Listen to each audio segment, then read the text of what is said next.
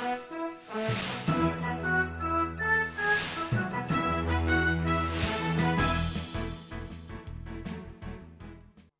to the main subject matter for the day, which has to do with the IMF, which is in town. The IMF is in Ghana to help resuscitate, hopefully, Ghana's economy. The finance minister is asking for $3 billion US.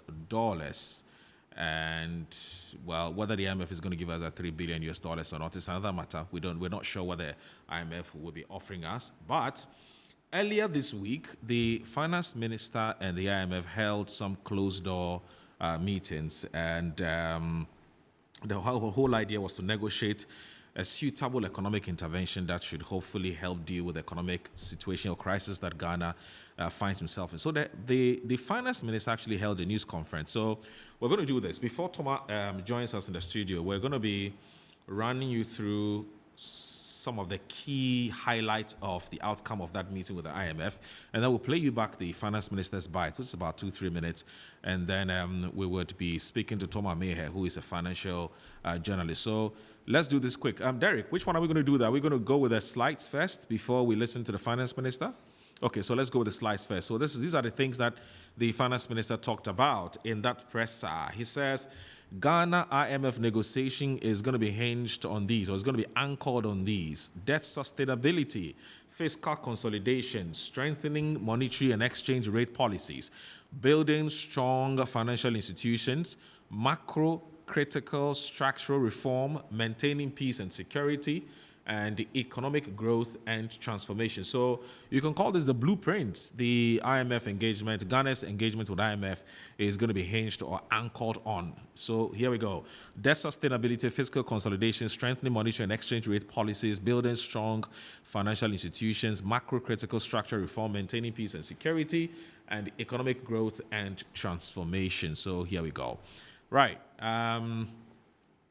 I guess that we can now listen to the finance minister as he addressed the press. Committed to ensuring that a comprehensive package is negotiated with the aim of restoring and sustaining macroeconomic stability, ensuring durable and inclusive growth, and promoting social protection. As stated in our press release dated 26 September 2022, on the commencement of the IMF negotiations, having a sustainable debt path is a prerequisite for the IMF program. Therefore, the IMF, World Bank, and the Ghana team are currently undertaking a debt sustainability analysis to inform the program negotiations. In addition, the IMF and government team are working to update the medium-term macro-fiscal framework to inform IMF program design. Also, the government team and the IMF team are discussing policy measures and structural reforms proposed in an economic program aimed at addressing the economic challenges facing the country towards restoring and sustaining macroeconomic stability, fiscal and debt sustainability, as well as promoting durable and inclusive growth and social protection.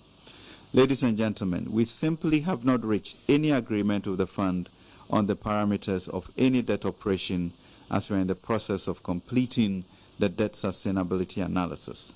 Government shall continue to actively engage all stakeholders in a clear and transparent manner as we seek to fast-track the IMF negotiation process. Ghana needs a viable domestic financial system to support its development program, especially in these 3 years with limited access to international capital markets. Therefore, everything must and will be done to protect our financial sector.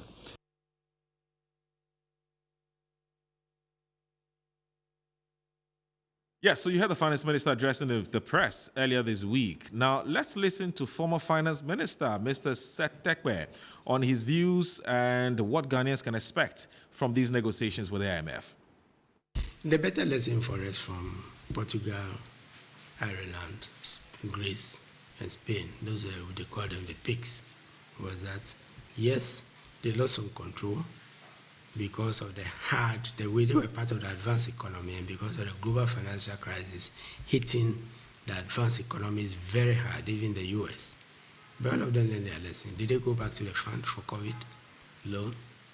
No, they put their house in order, because for them it's, unlike the post-war, immediate post-war, where going to the fund was a normal, or the bank in particular, for reconstruction was a normal for advanced countries. Today it's associated with developing countries. So for an advanced country to go to the fund, although for a standby and whatever, so they paid off quickly, but they act together. So I think the landscape for us is, maybe since the NDC had a homegrown and did not want to go to the fund, and the MPP also said beyond aid, we don't want to, so there's some consensus. But the question is, what will it take for us to stop going to the fund? Those are the experiments that we were trying to put in place, which, as we said, there is some evidence that they started working. Yeah, we delayed. I would use we, not they, because it's our government. And it's the whole of Ghana, that is going to face a bullet. And so could public opinion have been louder? Could, statesmen have been more louder? Could, opinion leaders have been more louder? Well, sometimes you can argue that, yes, they were, but maybe, they didn't, it met, definitely yes. Yes, but we were resolute that we were not. But the numbers did not show. And what convinced me in making that assertion was the fact that nobody, and let me emphasize, nobody, right, can downplay COVID and its effects on the economy. I often say that if we single spine, and because global financial crisis was inherited by Professor Mills and his VIP, President Mahama, both of whom I served, was for us a major crisis. Then you can only acknowledge that COVID is also,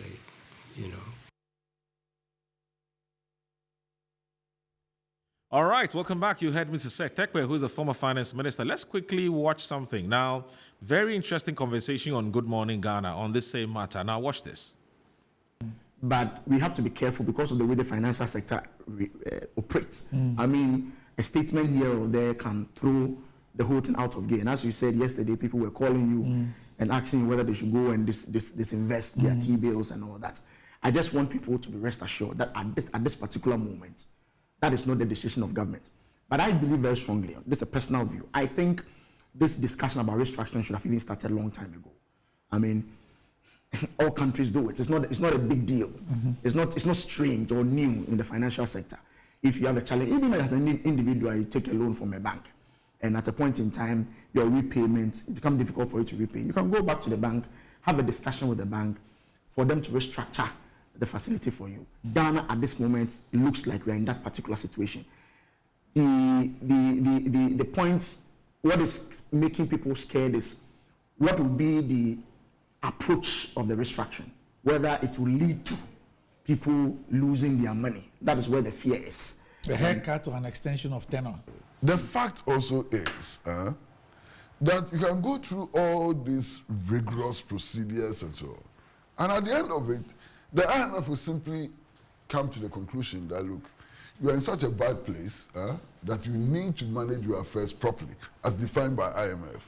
And that until you have done that, there's no money for you. Yes. So, it is not every program that comes with money. Exactly. Yeah. So the IMF can simply say that, look, increase taxes, cut expenditure on employment and so on, but we won't give you a dime. And then we'll wait for 1 year, for 2 years, see how you perform before we bring in some money. That is also one of the possibilities. So this idea that we're going to the IMF and that by December we are going to get into our accounts $3 billion is just fiction. This president inherited a country that had huge challenges. A country that was being run by most of the people now who are telling us that this is a death, an ICU situation. When you speak about the global events that have hit the world, they tell you don't mention it. But Doc, it is not possible to have a discussion of the challenges. Alisa is just a few meters from here. I mentioned Alisa because once it's a Ghanaian owned entity, I don't have any shame mentioning them. I remember when COVID struck, when I go to Alisa, I cry for those who work there. I had a discussion, I remember, with Austin Gami, where he said he had to sit in meetings to negotiate with workers, those who have to go home for months, no work. How can you discuss the economy without speaking about these issues? That it took some pandemic to let people go home. If someone has been sent home, life will be difficult for the person. No. There were many investors who were bringing funds into this country. Even this Global Citizen Festival, we had Afrochella, we had similar events that brought huge inflow into the economy. All this ceased for like 2-3 years. If you understand how a country works, every small dollar that enters this country, any one tourist who comes, it is injected in the economy. That is money for somebody who is selling on the streets. That is money for an Uber driver. That is money for a hotel entrepreneur. All this ceased. Oh, first of all, this economy, the Ghanaian economy now, thinks more than a Ebola economy, not because some agencies say so. It's because all the reputable sovereign credit agencies are saying so. Moody's, Fitch, S&P have all downgraded Ghana to junk status. Very recently, Fitch has further downgraded us below junk status from CCC to CC. And so I am not making it up. What I have said is supported by our rating, the rating of our economy by these reputable sovereign credit rating agencies. As I speak to you now, for more than 9 months, government has not paid the SNIT contribution of public sector. 9 months. 9 months. According to the Auditor General report, they owe SNIT contributions 3.3 billion for last year. And this year they've added 2 billion to it. So monies that people have worked for, which you are supposed to deduct and pay SNIT, so that SNIT can invest and give them a befitting pension when they can no longer work. You are not paying it for over 9 months. You owe that, you owe SNIT more than 5 billion Ghana cedis. And you are here saying that an economy that can pay public sector workers is not a junk economy. You can't pay public sector workers. Well, that was a very interesting conversation, wasn't it? The National Communications Officer of the NDC, Sami Jemfi, with Honorable Collins Adomako, and at some point we also had the former Member of Parliament for the, what was the name of that constituency? Escaped me. Yeah, so very interesting conversation it was. Yeah, so let's do this. I've now been joined in the studio by Mr. Toma Amehia. Mr. Toma Amehia is a financial journalist. He's going to help us put into perspective the IMF negotiations, or Ghana's negotiations with the IMF. The economy is in a dire strait. The IMF is in town to help us fix our mess. So what should we expect? Because what we're being told is that the negotiations have now been understood. So the negotiations have to be fast-tracked because we don't have all time. Time is of essence, and so it's going to be very aggressive in terms of the timelines. So, and also we're asking for $3 billion US dollars from the IMF. What does all of this mean? And also the Fitch downgrading us and all of that. How did that also come about? So, Mr. Toma Amehia is here. Good morning, sir. Thank you very much for joining us on Inside Page. It's always a pleasure having you, sir. It's been a while. It's always a pleasure being in your program. Yeah. Always a pleasure talking with Toma Amehia is one of the persons, you can call it a go-to person when it comes to economics 101 or finance 101, because he will help to put the thing in its proper perspective. Mr. Toma Amehia, so first of all, let me say that it's always a pleasure having you in the studio, on the show, and to ask you to help us understand what this whole IMF negotiations with Ghana is and what Ghanaians should be bracing themselves for, and so on and so forth.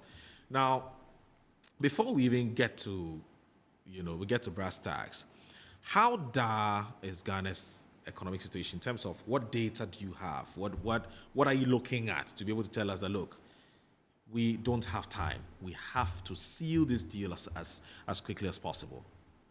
Well, the most important thing is the net foreign exchange outflows from Ghana. What is that? That is, the foreigners who have brought in foreign exchange and are now taking it out. Okay. You see, since we opened our foreign exchange markets to, since we opened our domestic bond market to foreigners back in 2007, we have increasingly relied on them for our foreign exchange. Okay. Foreigners come, they bring dollars, and they invest in CD-denominated bonds. Right. So now what happens is that they convert the money to CDs. Government now takes the dollars, all right? Then when they want to exit, they are guaranteed that they will get back their principal plus whatever their accrued interest is in dollars. Now, it has created several problems. Okay. One is that we have become addicted to their inflows. Okay. All right. We sit down, the average Ghanaian sits down and feels is now told that, we have done a Eurobond issue this year of 1 billion or 3 billion, and that is the addition to our foreign debt. That's not the truth. Okay. In actual fact, where the boost to the foreign debt is coming from are these guys who are investing in CD bonds, because we are obliged to give them dollars when they are taking the money out. Right. That's where a large part of our foreign exchange exposure is. Okay. And the bigger problem is that because they are investing dollars in CD bonds, it means that they are now the one taking the foreign exchange risk. Right. Not us. Right. All right? And because they're used to having a CD that depreciates, they will now demand a higher than usual interest rate. So in case the CD depreciates during the time they have their investment in CDs, it will not take years. Right. Exactly. Right. All right? So now, see what has happened, especially in recent years. Okay. In recent years, we seriously increased the amount of foreign exchange we're bringing in. Remember, when this government first came to power, in 2017, there was this controversial 2.25 billion CD bond issue. Yes. I mean, well, the fact was that it was a CD issue. Okay. But we kept referring to the dollar equivalent. That shows you just how this thing works. $2.25 billion US dollars. But the entire investment was in CDs. Right. We refer to the dollars because we know that the money was brought in dollars and eventually will be taken out in dollars. Right. It's just the CD is just a unit of accounting for the investment. Okay. Now, because they are taking the foreign exchange risk, they demand very high interest rates. Right. So if the CD depreciates, they won't lose out. Now, but here's the thing. What happened with this government was that when they bring in the dollars, all they do is if you get enough of such money coming in, you can afford to now beef up your your gross international reserves. Okay. You can afford to throw more dollars on the foreign exchange market locally, so that anybody who needs dollars at any time, there's money available. Right. There's dollars available. And when you do that, there's so much confidence in the Ghanaian economy and the dollar component, that the cedi stops depreciating. Okay. So we now had a situation where, as the vice president said, we have arrested the dollar. The dollar. But it was all based on borrowed money. Right. And it's a high interest rate. So now let me give you a simple example. Let's take 2020, election year. The cedi depreciated by 3.4%. Yeah. So now, a foreigner who invests in a 5-year bond at the beginning of 2020 and sells it off at the end of 2020, he's going to suffer cedi depreciation of 3.4%. But the coupon rate on a 5-year bond in 2020 was 19%. Right. Which means that he was making about 16% pure dollar returns. True. At a time that even in the US itself, US treasuries were 1.75%. Right. I don't think there's any country in the world that was paying 15% real dollar returns on dollar this thing. Okay. So now, when all the talk that, there's a big appetite for Ghanaian debt and that, yes, there was, because Ghana was the best game in town. Ghana was paying higher than anybody else. It was as simple as that. But here's the problem. Now you're paying crazily high yields on dollars coming in, but you are not expanding your capacity to generate the dollars to pay back. To pay back. I mean, let's face it, look, all this opening our markets to the foreign investors and starting Euro bonds is all based on oil and gold. Okay, so let's pause there. But you're saying that as we sit, the first indicator we must look at is our net forex reserve. Yes. That's the first thing we need to look at, because we're trying to look at the situation Ghana's economy finds itself. And you're saying that the first indicator is this. Yeah. What do you think is the second indicator? The exchange rate. Exchange rate, right? That's the second indicator, because the dollar now is selling about 10.4, Exactly. 10.5 thereabout. So that's the second one. Okay, and then what's the third one? Does debt to GDP matter to you? Nope, not at all. Right. So debt to GDP for you, it's not a big deal. What matters is revenues to debt servicing requirements to revenue. To revenue.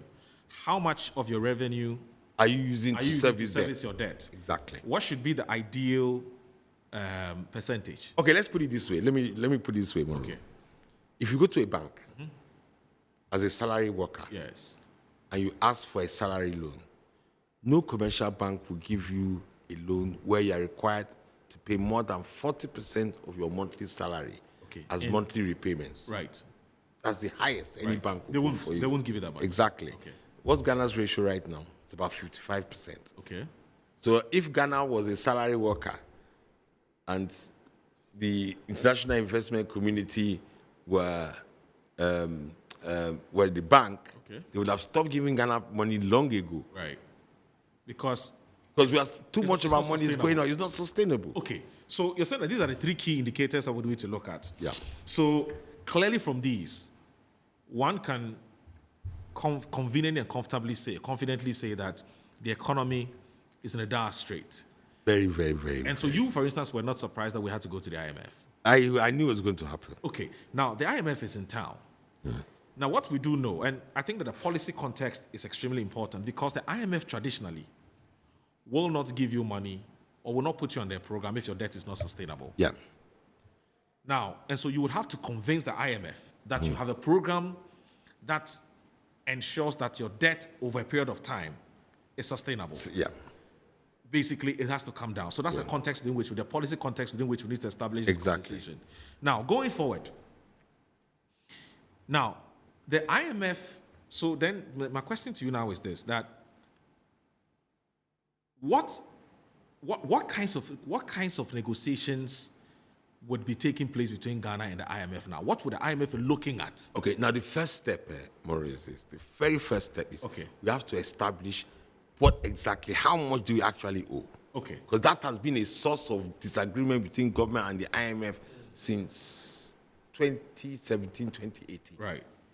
The government insists that the money we borrowed for the financial sector reforms and the money... It's about 24 billion cedis, yes. And the money the energy legacy debt should not be counted as part of public debt. The public debt, on the basis that there are some unusual activities which government did. Yes. Okay.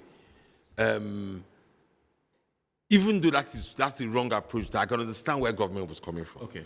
Government did that in order to try and make it look as if we were owing less than what we were actually owing. So we could get more debt and on better terms. If government had simply accepted as part of our debt, even the debt, all the debt we've been taking since then will have paid a higher rate because investors will have regarded it as being a higher risk.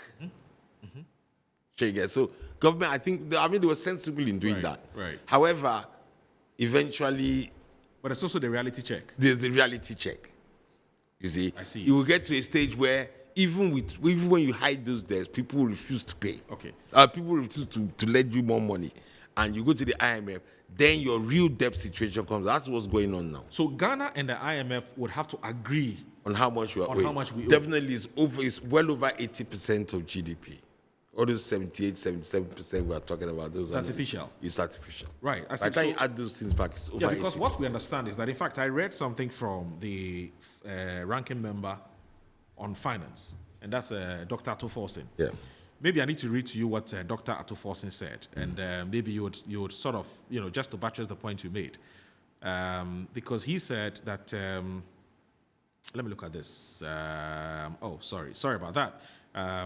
Viewers, I need to quickly check this because the Atoforsin, in fact, he tweeted it and it made news. And that's why I thought that I should share with you, because he said, I do recall, he said something to the effect. He said, hooray, just as we had argued, the IMF the IMF agrees with us that all these borrowings that the government made have been added to our public debt. Yes. And that's exactly what I'm looking for. I haven't found it yet. Okay. But more, why you're looking for it, let me just point out something. Yes. That, look, when you In pretend... fact, including the Sino-Hydro deal. Thank you, Professor Sani, I do. It's all You see, dissolving when now. you pretend that these things are not part of your debt, using some semantics or some technical arguments, the fact is this. Do those debts have to be financed or not? Okay. They have to be financed. Right. So when you say they're not part of our public debt, they're just memorandum items because they are one-off things. Yes. I mean, one-off things which have lasted 5 years. I don't know how that works. But even there, the fact that the money, those debts have to be financed. Okay. So there's no point in saying that they are not part of your public So what debt. you're saying is that you didn't think that it made sense for the government to have excluded those monies it had borrowed. Even though I understood where they were coming from, Yes. what they were trying to achieve. I get it. But the downside outweighed the upside. I see. So it says, according to News 360 on TV3, the IMF wants government to add a Sino-Hydro loan and the Cocoa Board syndicated loans to the public debt stock.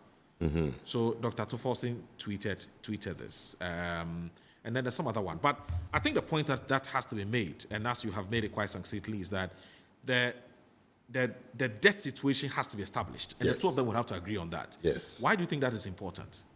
Because when you're going to, because the first step in the negotiation is to do a debt sustainability analysis. Okay. That is, you have to be able to determine, the government has to come up with a plan how it will now make the debt sustainable. Okay.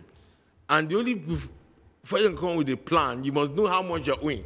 Okay. You understand? You must know how much you're Okay. before you can now come and say, okay, this is the extent to which we'll cut expenditure, this is the extent to which we'll raise revenues, and based on that, we'll be able to reduce the debt by so amount each year over a certain number of years. Wow. But you have to know how much is the ultimate figure is how much you are owing. If the IMF realizes that our debt is above a certain threshold, such that it is not sustainable, what options would be available to Ghana? Government has to now come up with a plan Okay. how to reduce the debt. And that is what is going to happen. Because the debt definitely will be determined not to be as unsustainable. That's That is interesting. certain. So that's what a debt sustainability analysis is going to be. Oh, like. it's certain. So it's a sovereign risk and debt sustainability analysis. Yeah. Now, the next question I need to ask you is this: that initially we were told that the IMF program would most likely mature first quarter next year. Now we're told that it's happening before the end of this year. Why are we in a hurry? Why the haste? And it's all of a sudden it's like time is of the essence. Because we are hemorrhaging money. We are hemorrhaging foreign exchange. What does that mean? See, look, everybody looks at this problem as a fiscal problem. Okay. It is not a fiscal problem. It's a monetary one. It's a foreign exchange problem. I mean, look, we have a fiscal deficit. Yes. Because inflation has risen Yes. and everything, people are not buying, even look our local treasury bonds, which foreigners are excluded from, which have no dollar component, Yes. like 91-day treasury bill, 182-day treasury bill. People have not been subscribing. Okay. But it's not giving us too much of a problem. Why? Because Bank of Ghana simply provides the money. I see. That's the controversial 22 billion they were talking about recently. Yes. And even the Bank of Ghana has confessed that they are sitting down with government to determine exactly how much government has taken so far this year and how they intend to pay it off. Okay. Now, you can't blame the Bank of Government of Ghana, Yeah. because even though it was not supposed to be like that, if the Bank of Ghana had not provided that money, Ghana would have defaulted on its domestic debt, Right. owed to local institutions. Okay. And that would have been a very serious sign of debt stress. That's interesting. That's interesting. Take it. So government so Bank of Ghana as bankers to government Okay. decided to bail the government their customer out. And that has its own consequences as well. Of course, that's part of the reason why inflation has gone It's to gone up. 20%. Now, you talked about debt sustainability analysis. Mm-hmm. Now, will this analysis lead to whether we must restructure our debts or not? Oh yeah, we would need to restructure it. But that's a very, very complex thing. See, now as I said, You see, the reason I'm asking this question because a lot of people have attributed the Fitch downgrade to news that we may likely be restructuring our debts. Some say that's the reason why, because no investor will be comfortable with restructuring. See, that's how it works. See, let me see that. Let's see how it works. Okay. That the relationship between Fitch ratings and the debt rescheduling thing Yes. is a two-way street. Okay. You see, Fitch realized that our debt was unsustainable, Okay. and they realized that we'll have to reschedule, or would have to restructure. Sorry, Okay. would have to Restructure. restructure Okay. the debt. Then, because of that, they now downgraded us because they realized that look, people lending money to Ghana were all going to be in for a haircut.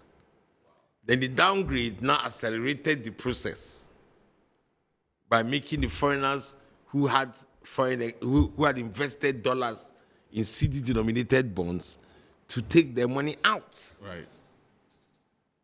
You understand? That's okay. And we're obliged to pay them. So now we started hemorrhaging foreign exchange, which is now why the CD now depreciated so sharply and why we've had to run down our gross international reserves to barely half of what it used to be. So the Fitch thing has dealt us a very big blow. Yes. I see. But Now, we dealt ourselves the blow. Fitch don't shoot the messenger. Okay, so Fitch was only reporting the reality. Yeah, just reporting Okay, reality. So 0249, if you have any questions you want to ask us, 0249. If you think the conversation is a bit technical, I'm more than happy for you to tell us. If you are, if you also understand exactly what we're saying and you have any questions that you want to ask us, please do. We're trying to understand what this whole IMF thing will do to our lives, you and I. When the IMF is done and they're gone, what will happen to us?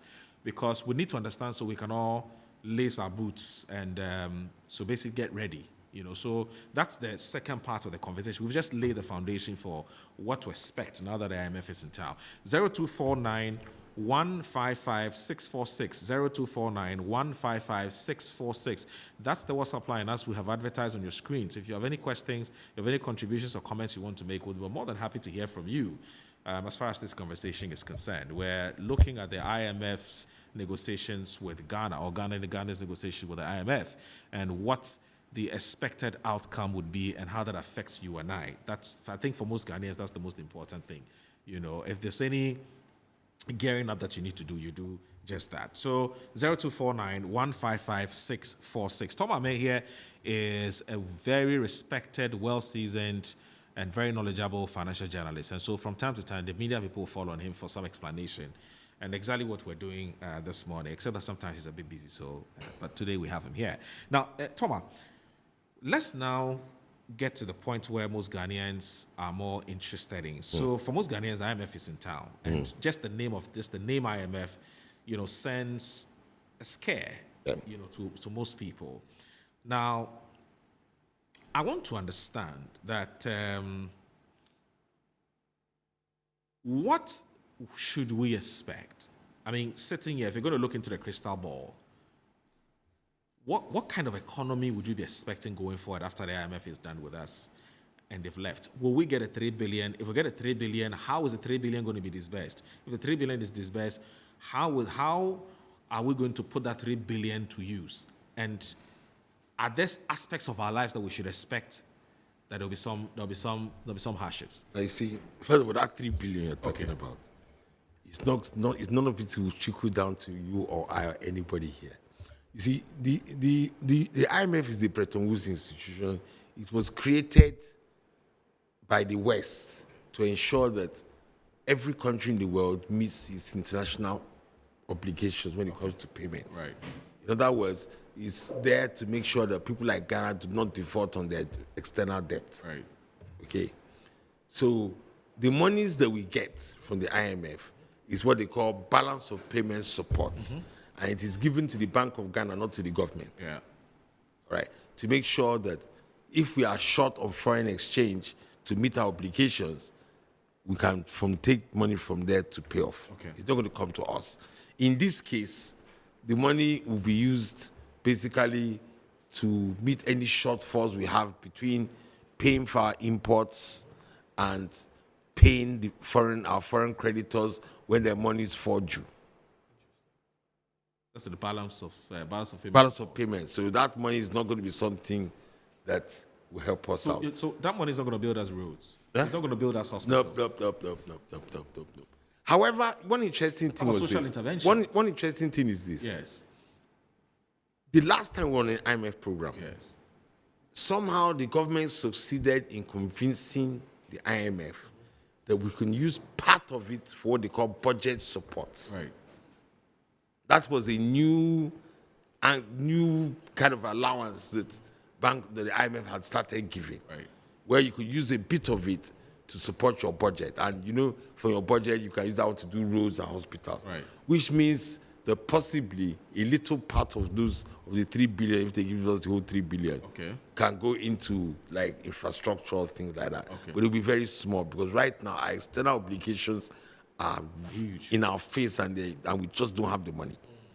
Because money is flowing out of Ghana. Right. Seriously flowing out of Ghana. See. Yeah. So What should we expect? what we should expect is this.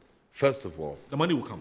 huh? The money will the come. money will come in chunks. Yes, but you're saying that we shouldn't raise our hopes. No. That money is not for It's not for you us. and I. It's not Right. for you and I. So that 3 billion is going to come. It's to make sure Ghana pays its debts. Right. So, but 3 billion is going to come in tranches. Yes, it's going to come in chunks. Every year we say we get to say $1 billion. Probably about $1 billion. or so. $1 billion. But we haven't seen government's program yet. Government has a domestic program. It has packaged. Yes. And it says he has consulted all the key stakeholders. That is the program it's going to be presenting to the IMF. team. Now, typically, what philosophy will guide this program? Is it a philosophy that says we need to cut our cloth according to our size? Now, this is where the first problem will come. Okay. Remember that this government was in a hurry to leave the IMF In program the last 2018, time. yes.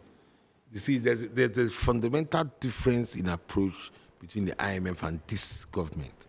This government believes in what we call supply-side economics. Right. You have a certain level of aggregate demand in the economy. If you put the demand of everybody in Ghana together, then you have the aggregate total demand, all right? Now, this government believes that. Now, let me start with what the IMF believes. The IMF and some previous government believe that if the demand is higher than your capacity to supply, then you reduce the demand. Yes. So everybody has to now tighten his your belt. Right. You reduce demand to what is available. Yeah. Okay, fine. This government believes in what you call supply-side economics. They believe that, no, why should we do that? Look, why not instead put in place policies that will increase our capacity to supply to the level that reaches demand, which to me is very sensible economics. Right. Very sensible economics. The only problem is that there's a time lag between when you put in the policies and the money to increase supply and when supply actually increases. Right. And that's where we run out of time, especially with COVID and everything. Yeah. Right. So that fundamental difference in approach is going to be the first problem the government will have with the IMF.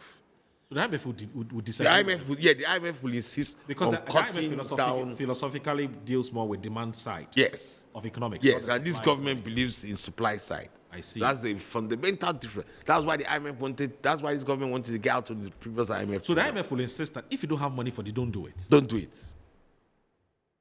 Wow. You understand? Wow. So that's going to be the first point that's going to be the first issue. To what extent would that affect, for instance, our social intervention programs? Look, in our current situation, our social interventions, the social interventions that will survive it are the ones directed at people who simply cannot afford basic things.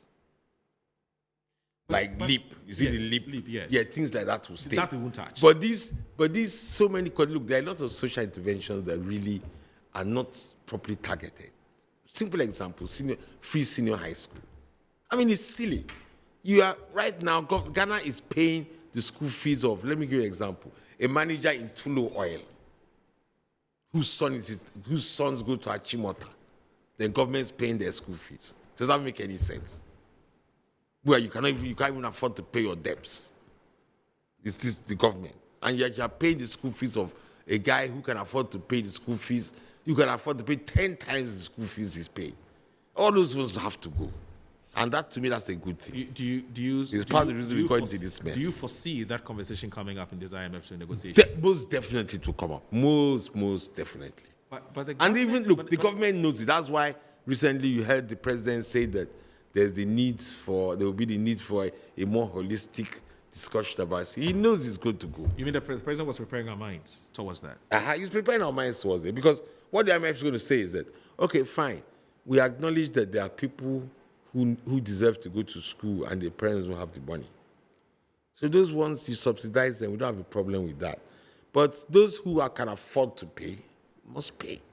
That's interesting. Because government doesn't have the money to engage in that kind of largesse, paying the bills of people who can afford to pay themselves. But the government will also be looking at the political ramifications of that. Because remember that the opposition NDC has said it time and again that the way the free senior high school policy was being implemented was not sustainable. And at some point, the government was going to hit the rock. Yeah.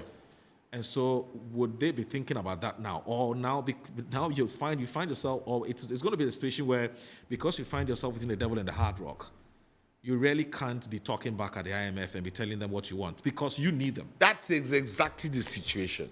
Look, government will not argue. No, we don't want as you know the SMS. We don't want to touch the free senior high school. This is our PEP program. The IMF says, okay, no problem, guys. Put your documents in your bag. There's a flight back to Washington at 6 o'clock. Before they get to the door, government will say, okay, please come back. Okay.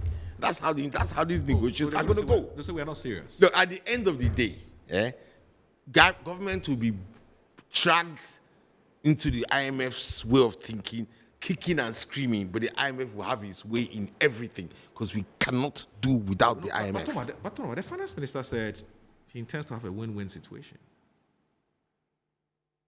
That's a politician talking politics. It's just pure in pure economics, that's not the situation. You cannot have a win-win situation. The IMF is going to dictate to us. That's interesting. And we are going to swallow whatever the IMF says because we simply cannot do without them. I mean, look, Moro, do you think about it yourself? This time last year, the government was still saying we will not go to the IMF.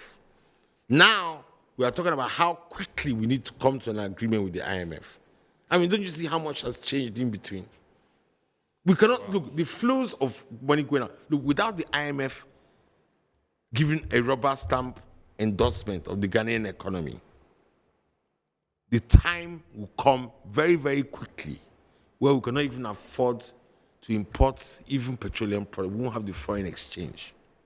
If we don't act. If we don't get the IMF, yes, if we don't get the IMF on our side endorsing us, so that the monies the foreigners have put in, the portfolio investors, bond holders, if they don't stop taking the money out, we're done for. We've been living above our means in terms of foreign exchange for far too long. Can we get a deal struck before the end of the year? Because it appears that the finance minister wants to get this thing done quickly so that they can factor it into the budget, into 2022. Yeah, I think we can. Let me tell you what I think will happen.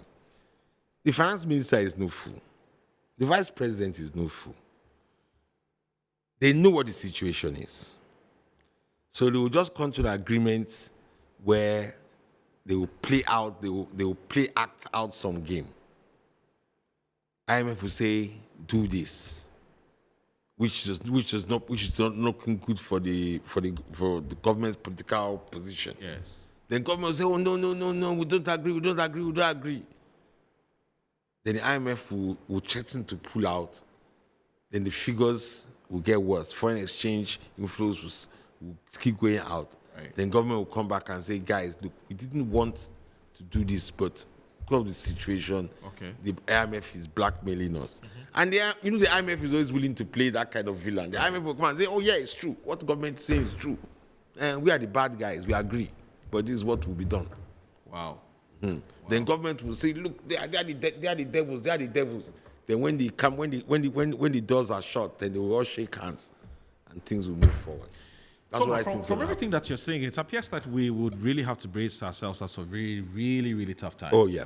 Really oh, tough yeah. times. Oh yeah. But you see, when you say tough times, the issue is this. Or tougher times. So the issue is this.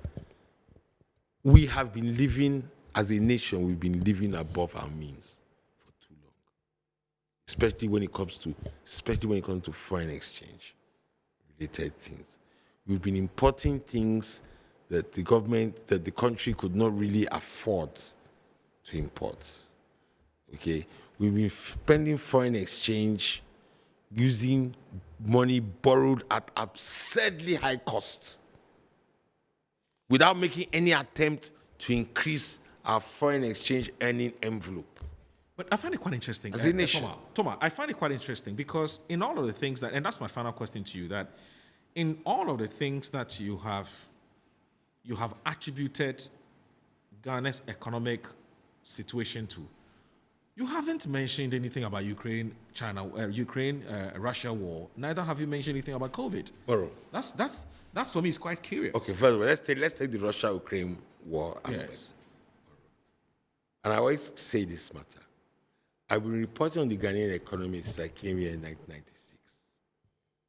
I've been reporting trade. In fact, I was one of the two journalists that was on the interinstitutional committee sponsored by UK's DFID during the Kufuor era that came up with what was Ghana's official trade policy. Okay. I was one of only two journalists on that committee. Okay.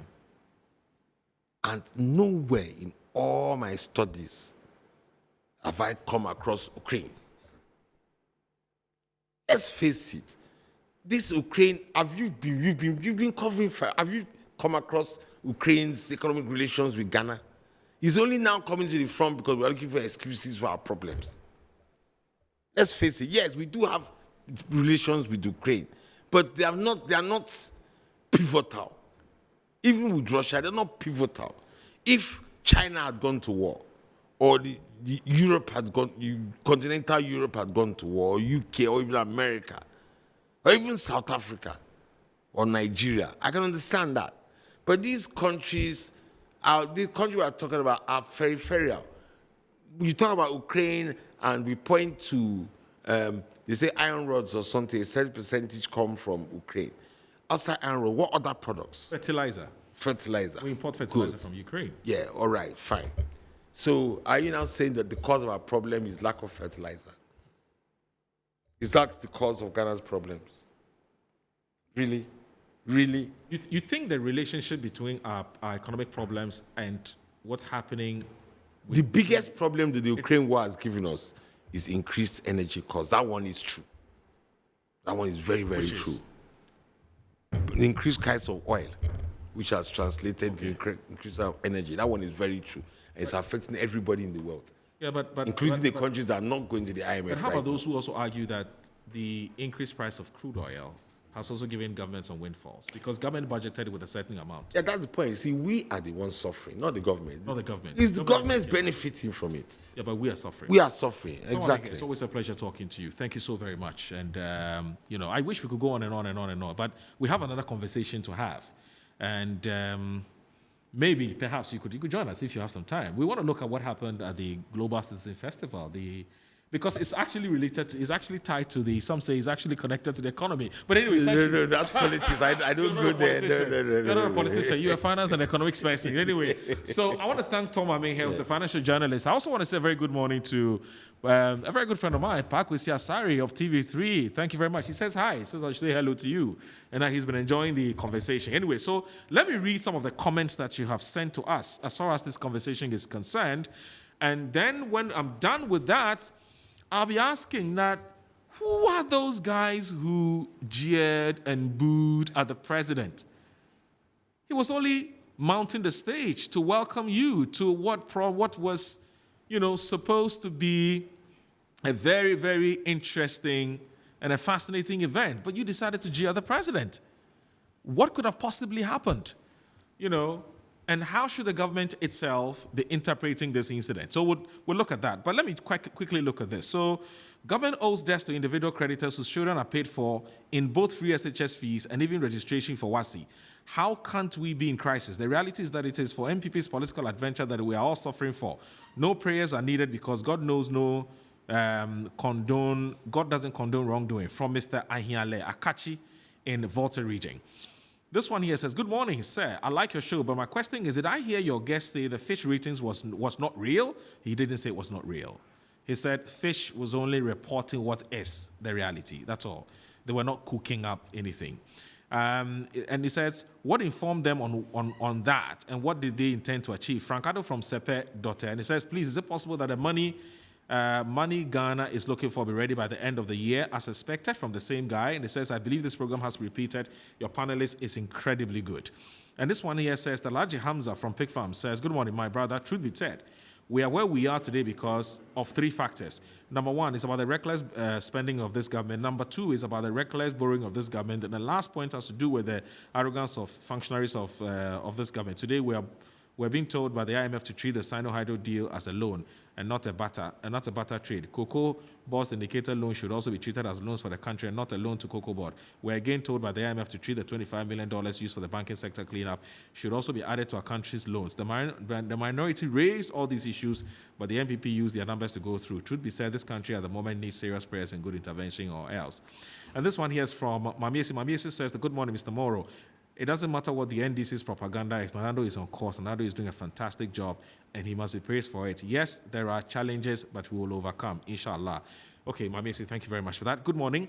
Prosper from Ho says, I just wanted to be educated. If all the amount owed contractors and statutory bodies are all part of the public debt, and if IMF will be interested in this in their negotiations. Please, good morning. God bless you so much for this program. I want to know the possible consequences Ghanaians are likely to face after the IMF program. If there's a likelihood that some major social interventions like free SHS is going to be cancelled, can we still keep our monies in the treasury bills? Taza Kanyiti Felix from Tamale. Peter Sunyani New Doma says, I think Nanado and his MPP administration has no solution we're going through since the economic crisis keeps moving from bad to worse every day. If they had heeded to the experts' advice and went to the IMF earlier, the situation would have been better by now. In fact, the incompetence in this administration is historic. That's from Amanwura Peter Sunyani New Doma. Look, I have loads of text messages.